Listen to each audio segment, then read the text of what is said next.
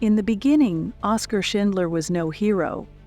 Born in 1908 in Zwickau, a small town in what is now the Czech Republic, he was a man of charm, ambition, and questionable loyalties. He joined the Nazi Party, not for ideology, but for opportunity. He drank heavily, chased wealth, and played politics with ruthless skill. When World War II erupted, Schindler saw in it a chance to become rich beyond imagination. In 1939, after Germany invaded Poland, he moved to Krakow and took over a confiscated enamelware factory, staffed by Jewish workers. At first, it was simple economics. Jewish labor was cheap, business was good, fortune smiled. But the world around him was unraveling into horror.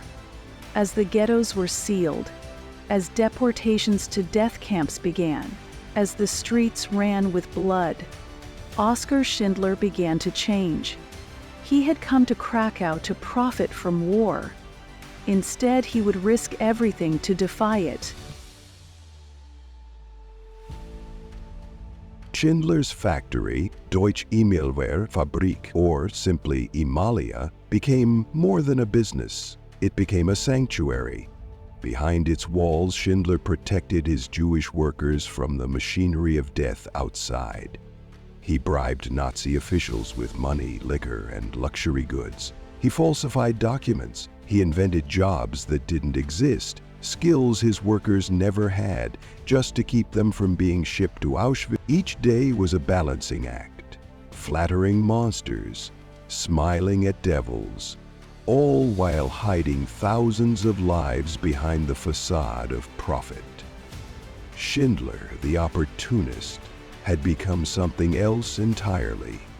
A man who used every weapon he had, charm, deception, gold, to fight an impossible battle. As the Holocaust devoured millions, he carved out a fragile island of life. By 1944, the war was turning against Germany. The Nazis, desperate and vicious, began closing factories and exterminating the remaining Jews.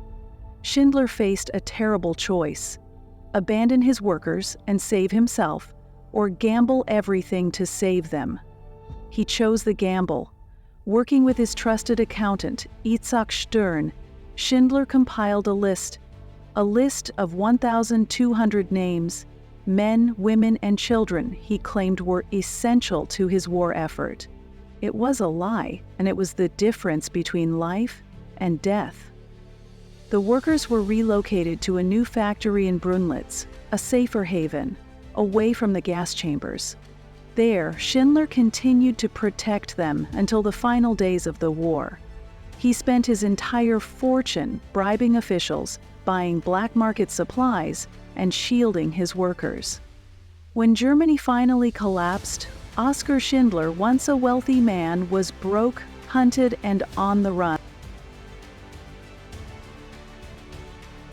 After the war, Schindler fled from one country to another. He tried and failed at business ventures. He lived off the support of Jewish organizations and donations from those he had saved. He never regained his wealth. He never sought glory. In 1963, Oskar Schindler was named Righteous Among the Nations by Yad Vashem, Israel's official memorial to the victims of the Holocaust. When he died in 1974, he was buried, by special request, in Jerusalem. On his grave, the words are simple but profound: the unforgettable lifesaver of 1,200 persecuted Jews. The people he saved and their descendants number in the tens of thousands today. A tree grows in his honor at Yad Vashem, planted by those whose lives he touched. Oskar Schindler was not a perfect man. He was flawed. He was complicated. But in a world where evil reigned, where so many looked away, he chose, against every instinct of survival, to stand between the innocent and oblivion. He taught the world that even a single life matters, that even one man, armed with nothing but courage and cunning, could fight back against the darkest forces of history. Oskar Schindler did not start as a hero, he became one. And in doing so, he reminded us all, it is never too late to choose the right side.